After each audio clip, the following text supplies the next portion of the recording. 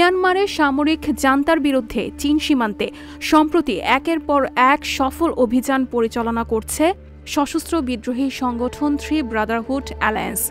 তিনটি নৃতাত্ত্বিক সশস্ত্র বিদ্রোহী সংগঠনের সমন্বয়ে নবগঠিত এই জোট দিন দিন মিয়ানমার জান্তা প্রশাসনের সামনে কঠিন রূপে আবির্ভূত হচ্ছে।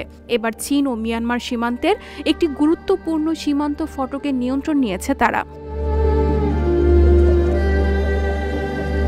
কিছুদিন আগে মিয়ানমারের জান্তা সরকারের সেনাবাহিনীর ১০ জন সেনা সদস্যকে বন্দী করে ব্রাদারহুড অ্যালায়েন্স। এর মাঝে রবিবার ২৬ নভেম্বর চীনের সঙ্গে মিয়ানমার মানুষের যাতায়াতের জন্য অন্যতম গুরুত্বপূর্ণ ফটকটির নিয়ন্ত্রণ হারিয়েছে মিয়ানমার জান্তা সরকারের সেনাবাহিনী। সম্প্রতি চীন সীমান্তে মিয়ানমারের উত্তরাঞ্চলীয় শান রাজ্যে জান্তা বাহিনীর সঙ্গে জোটটির সংঘর্ষ ছড়িয়ে পড়েছে। গত ২৭ অক্টোবর থেকে সশস্ত্র তিনটি দলীয় জোট একত্রে জান্তা সরকারের বিরুদ্ধে হামলার পর দুই পক্ষের মধ্যে এই সহিংসতা শুরু হয়। ব্রাদারহুড অ্যালায়েন্স জান্তা সরকারের অনেক নিরাপত্তা কর্মী ও চীনের সঙ্গে বাণিজ্যের জন্য গুরুত্বপূর্ণ একটি ছোট শহরের নিয়ন্ত্রণে নিয়ে নিয়েছে। গুরুত্বপূর্ণ এই শহরে নিয়ন্ত্রণ হারানো জান্তা সরকারের জন্য বড় একটি ধাক্কা হয়ে এসেছে।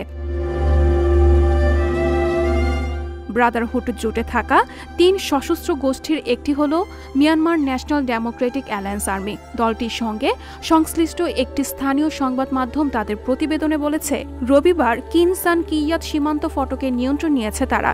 নিয়ন্ত্রণ নেওয়ার পর সীমান্ত ফটকে নিজেদের পতাকা উত্তোলন করেছে। শুক্রবার ২৪ নভেম্বর হামলা শুরু করার পর MNDAA, আরাকান আর্মি ও তান ন্যাশনাল লিবারেশন আর্মির এই জোটটি চীন সীমান্তবর্তী গুরুত্বপূর্ণ বাণিজ্য অঞ্চলটির বেশ কিছু এলাকারও নিয়ন্ত্রণ নেয়। চীনের সঙ্গে মিয়ানমারের বাণিজ্যের অন্যতম গুরুত্বপূর্ণ একটি পথ কিনসান কিয়াত ফটক। করোনা মহামারীর সময় বন্ধ হয়ে যাওয়া এই ফটকটি ২০২২ সালে আবার চালু হয়। কয়েকদিন আগে এই ফটকের সামনে অন্তত ১২০টি পণ্যবাহী ট্রাক জ্বালিয়ে দেওয়া হয়েছে। এই নাশকতার জন্য ব্রাদারহুডকেই দায়ী করছেন জান্তা সরকারের মুখপাত্র জাও মিনতুন। ব্রাদারহুডের সঙ্গে জান্তা সরকারের এই লড়াইয়ে মিয়ানমারের অর্থনীতি অনেকটাই ক্ষতিগ্রস্ত। এর মধ্যে গুরুত্বপূর্ণ এই সীমান্ত ফটকের নিয়ন্ত্রণ হারানোর ফলে শুল্ক ও বৈদেশিক মুদ্রা আয়ও কমে যাবে। আন্তর্জাতিক ডেস্ক, সংবাদ প্রকাশ। সংবাদ, ফিচার ও অনুষ্ঠানের জন্য ভিজিট করুন সংবাদ প্রকাশের ওয়েবসাইট এবং যুক্ত থাকুন ফেসবুক পেজ ও ইউটিউব চ্যানেলের সঙ্গে।